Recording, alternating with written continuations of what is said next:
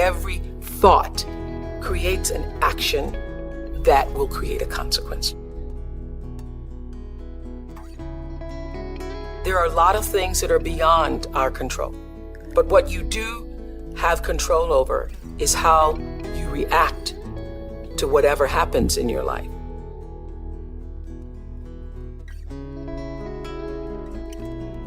I certainly consider myself to be a blessed person, but you know what the thing is? People don't even get this. The chances of coming out of Mississippi in 1954, let's paint that picture, will you? Mississippi, in the time I was born, was the most racist state in the United States. You don't want to be caught after dark if you're a black person in Mississippi. It had absolutely no regard for your humanity. Didn't even think you were human. The fact that I could be born at that time and now do what I do, am who I am, live where I live, is the most extraordinary story I can ever imagine. I don't know anything more extraordinary. Who I am was defined for me at a very early age.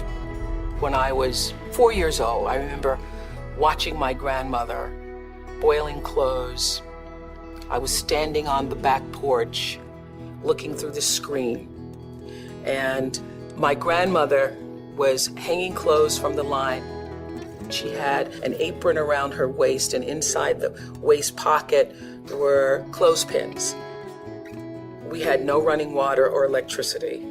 So in order to wash your clothes, you had to wash them, and my grandmother did in a big boiling pot. She would boil them to boil the clothes clean. And as she would hang the clothes on the line and take the clothespins out of her pocket and then put a couple in her mouth to hold, she turned to me and said, "Oprah Gale," talking through the clothespins in her mouth. "Oprah Gale," my middle name, "you better watch me now, 'cause one day you're gonna have to learn how to do this for yourself." And a voice inside me, a feeling, I think of it now as a voice because it was so strong, said, "No, Grandmama, I won't." And I felt in that moment watching her that this will not be my life. My grandmother's dream for me, as was all of my relatives who were my caretakers, their dream for me was that I would be like them. My grandmother was a maid. My mother was a maid. All of my aunts were maids. And so they thought that that's what I would be. And my grandmother used to work for a family, a white family, and in taking care of their children and nurturing that family, she thought that they were good white folks. And she used to say to me, "I hope you can grow up and get yourself some good white folks."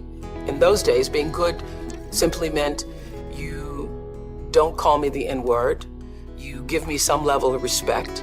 I still have to go to the back door, and I'm still treated as a second-class citizen, but I'm not degraded personally by you. So she wanted me to grow up to have some good white folks, and I often think that I wish she had seen that I did grow up to get a lot of good white folks working for me. She would not have believed it. The life that I lived, my grandmother would not have imagined possible for me. There is a flow. There's an energy field and a flow. That is also happening with us as human beings. We just haven't figured out what that is yet or how to channel it. But that is definitely going on. There's an energy field. There's an energy flow that I strongly feel in my own life. And I know lots of other people who do.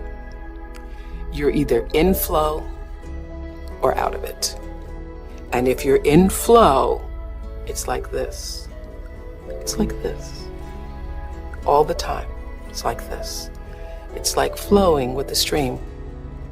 And the flow is in direct proportion to the center of yourself, where God abides, where universal energy abides, where the divine within you abides. How far you are from the center, from the divineness of yourself, from your connection to source energy, that which created you, is how out of sync you are with your life, regardless of what you call it. When you can align with that, nobody can touch you.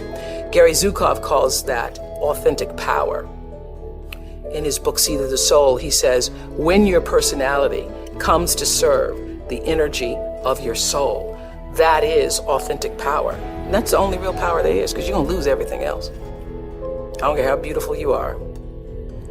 One day, your breasts are going to sag and your eyes are going to bag and you're not going to be as beautiful. And it doesn't matter how much Botox and how many times you get yourself pulled up and how many hairdos and how many makeovers or what you do, it doesn't last. It's just like the most beautiful flowering tree. Everything passes in its time. It doesn't matter how much money you have, how much power you have, how high you sit on the Forbes list, how many times you make the most influential lists. All of that changes. All of that changes. But what is real, what is lasting, is who you are and what you were meant to bring. What is the gift you were meant to give? And nobody can take that away from you.